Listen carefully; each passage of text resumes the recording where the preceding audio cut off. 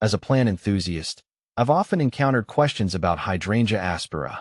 This beautiful shrub is known for its stunning flowers and unique texture. In this article, I'll address some of the most common FAQs about Hydrangea aspera, drawing from my personal experiences and observations. What is Hydrangea aspera? Hydrangea aspera is a deciduous shrub native to Asia. It's renowned for its large, fuzzy leaves and showy, lace-cap blooms. The flowers, typically in shades of blue, purple, or white, are surrounded by a collar of sterile florets, giving them a distinctive appearance. This plant can grow up to 10 feet tall, making it a striking addition to any garden.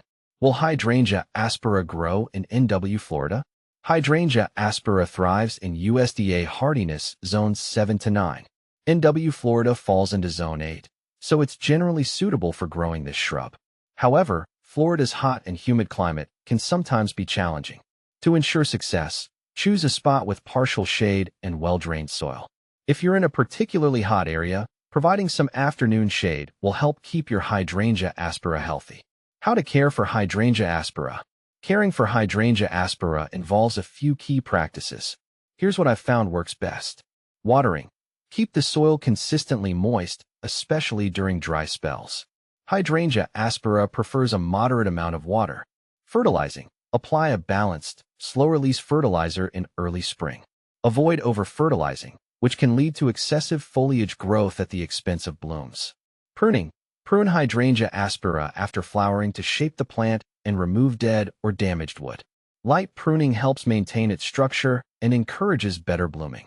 Mulching. Use mulch to retain soil moisture and regulate temperature. This also helps suppress weeds around the base of the plant. How to propagate Hydrangea aspera? Propagating Hydrangea aspera is relatively straightforward. Here's a method I've used successfully. Cuttings. Take semi-hardwood cuttings in late summer.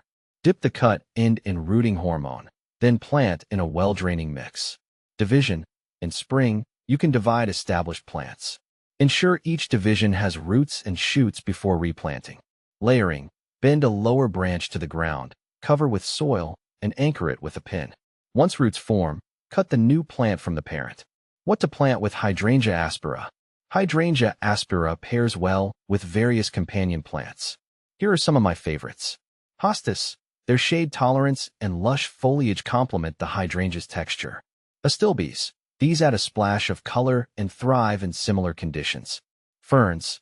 Their delicate fronds contrast nicely with the hydrangea's broader leaves.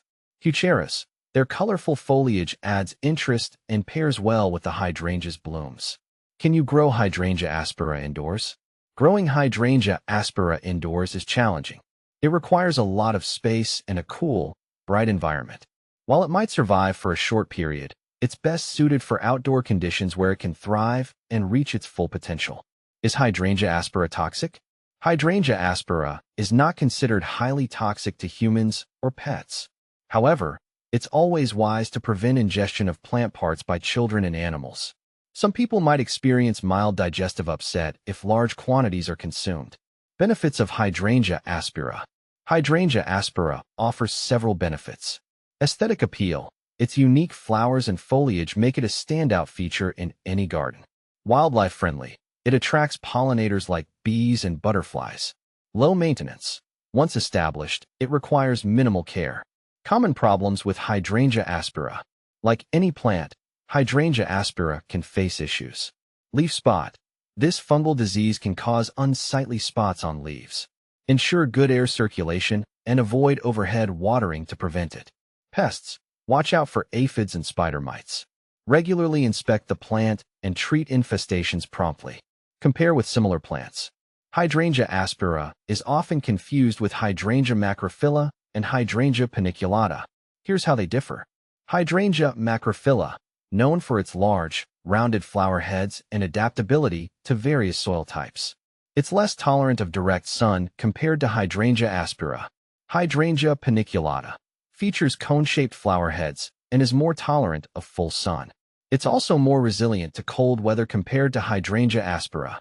In conclusion, Hydrangea aspera is a captivating plant with specific needs, but well worth the effort. By understanding its requirements and characteristics, you can enjoy its unique beauty in your garden for years to come.